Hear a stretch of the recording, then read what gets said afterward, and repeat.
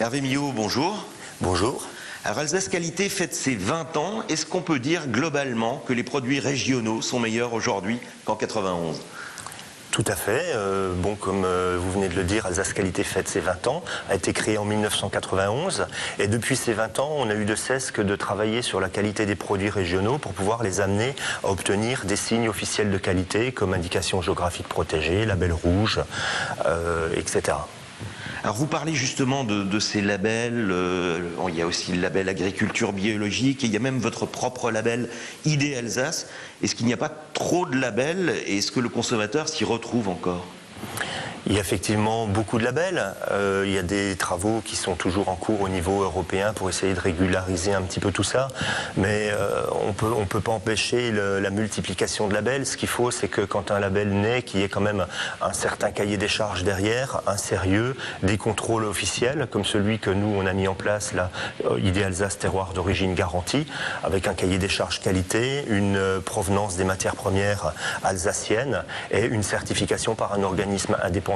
Le consommateur s'y retrouve toujours puisque dans les actes d'achat, on voit que les signes officiels de qualité sont toujours une part importante et sont des valeurs refuges en cas de problème.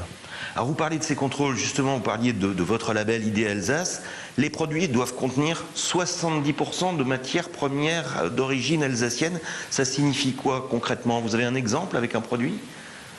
Alors, on a plusieurs produits qui ont ce label. Il y a par exemple la choucroute d'Alsace, qui, donc là, 70% c'est largement dépassé puisque le chou provient d'Alsace.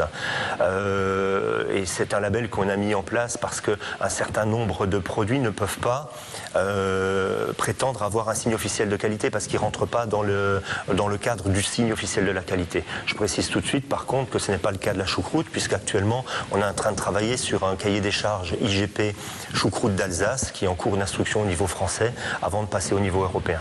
Alors c'est également un de vos rôles, vous aidez les producteurs pour défendre ces marques. Vous l'avez dit, la choucroute va peut-être être labellisée bientôt, la choucroute d'Alsace. Et on parle aussi de la Knack d'Alsace. Alors c'est quoi la différence entre la Knack d'Alsace, qui sera peut-être labellisée, et la saucisse de Strasbourg ? Alors effectivement, on a également un travail en cours sur la Knack d'Alsace pour faire reconnaître une indication géographique protégée. Donc c'est un produit alimentaire qui est historiquement présent en Alsace depuis très très longtemps.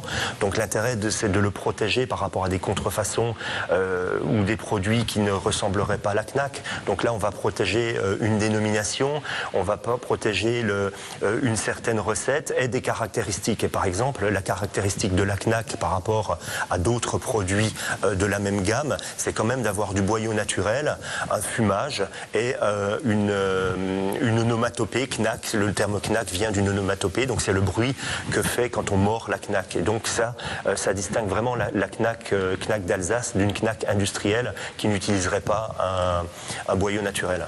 On pourrait en sourire, mais c'est quand même très très sérieux.